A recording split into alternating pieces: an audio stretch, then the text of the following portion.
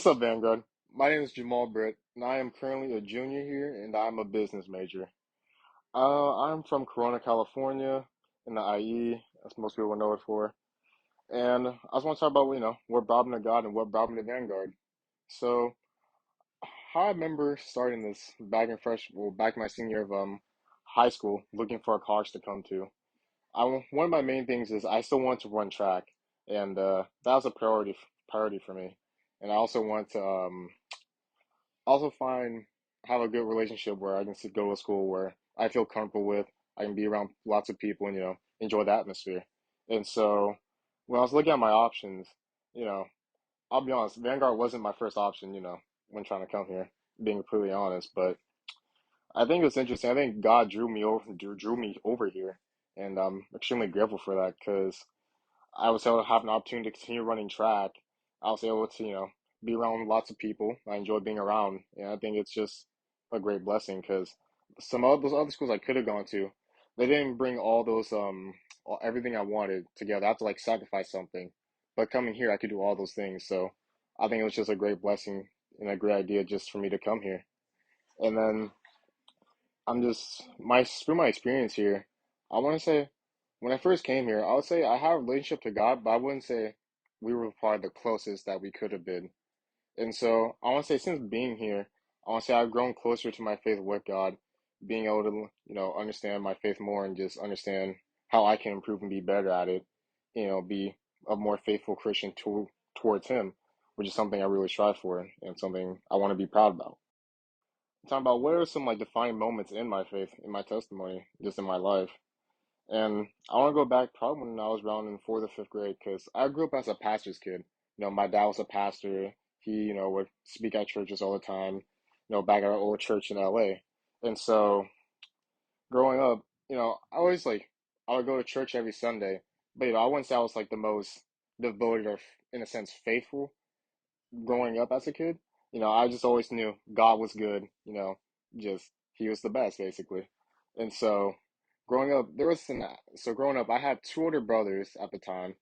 And so my oldest brother, his name is Javante, you know, he's stupid, but different story.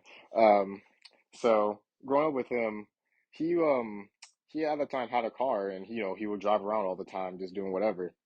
And so one day it was late at night and I hear my mom on the phone, and apparently he had gone to an accident. And so, you know, I'm my little kid, I'm like, what's, okay, this seems kind of dangerous. Like, is he okay? I guess I was asking.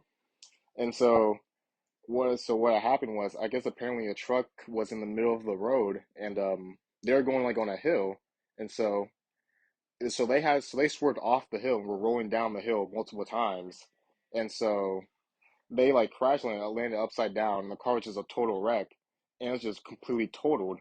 And you would look at the car, you would think there's no way anyone could like survive this accident. It looks like crazy. So so from the accident, from when they received him, the only injuries that he had was he just had a scratch on his head, and it was just something crazy because you see the car and you would think he just be just messed up, just completely broken arms, anything like that. But no, just a tiny scratch on his head, and he's just fine.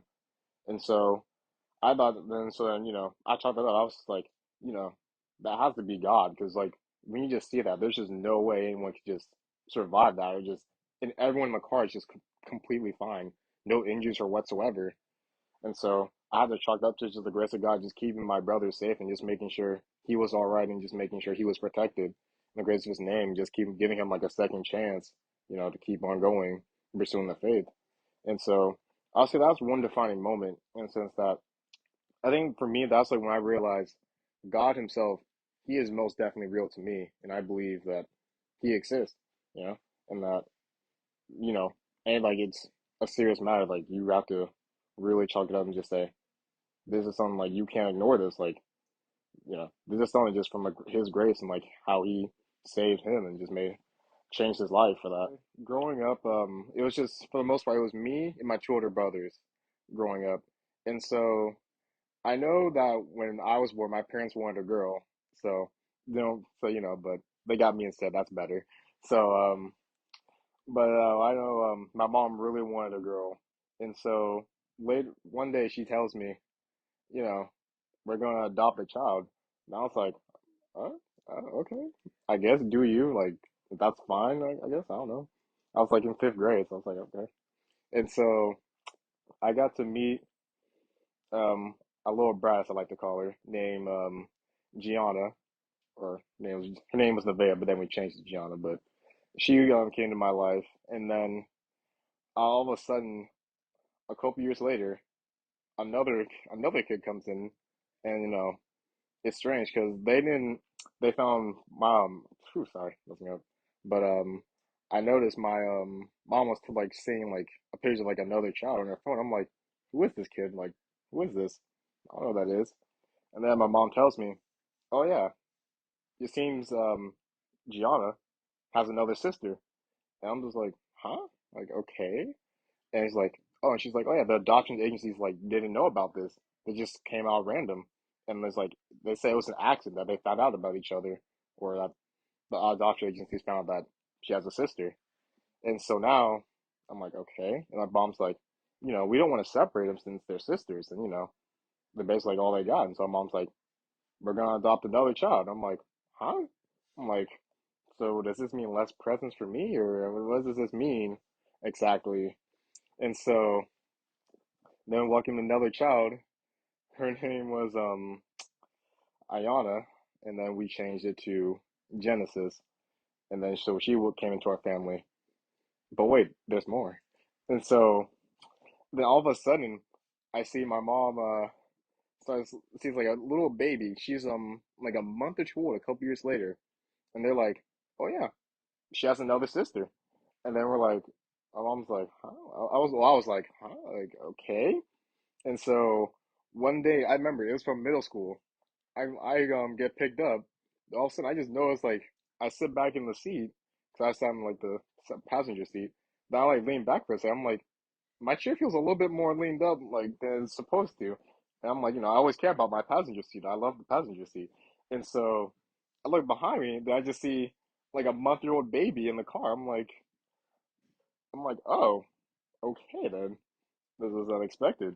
And so then we we welcomed another child, and then her name was Gabby. Well, we named her.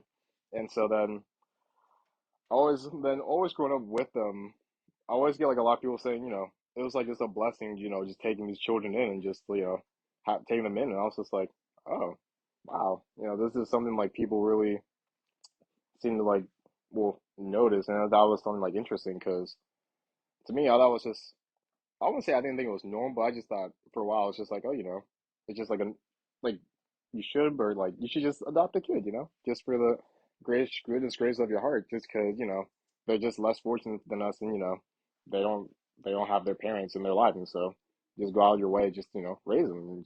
It means the world, and so I know growing up, I know in the houses they were in before, it wasn't the greatest scenario for them. They weren't around the proper people, weren't getting exactly everything they needed to be raised and be taken care of. So when we took them in, we were able to provide for those things for them at the expense of my Christmas presents, but we were able to provide for them and make sure they were okay. And then, you know, being around them, even though they are annoying, I do care deeply for them. They're special pieces to my life. So I would say I'm pretty happy sometimes that they're, in my life and that we will have the chance to adopt them and just have a chance to have sisters. And so I think that was something that really changed my life, and I had to be an older brother because I was the youngest, and so I had to adapt real quick and be like an older brother type of role model for them, you know. And so I'll say I'll be toot my horn, but I say I did like an okay job. You know, they've picked up some things like from me that I've done and that they're now in corporate, and so I think that's pretty cool. Being, you know, I inspired them a little bit, you know, but that's something I'm pretty happy about. But I just want to say just from seeing that, it just makes you wonder. It's just like what makes you just really appreciative because you never really expected.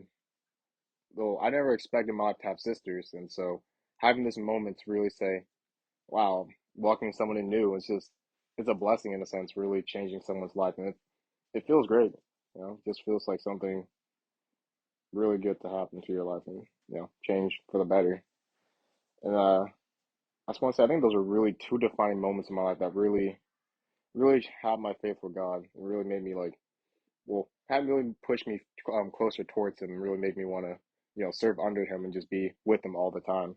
And that's something I can be really proud of in those two moments. Really learning more about God and understanding that He is real and just learning the graciousness of His heart and everything, for like providing me with sisters and all that. And I want to say that's my story so far. I guess maybe I don't know. Anyways, thanks for listening. It's me.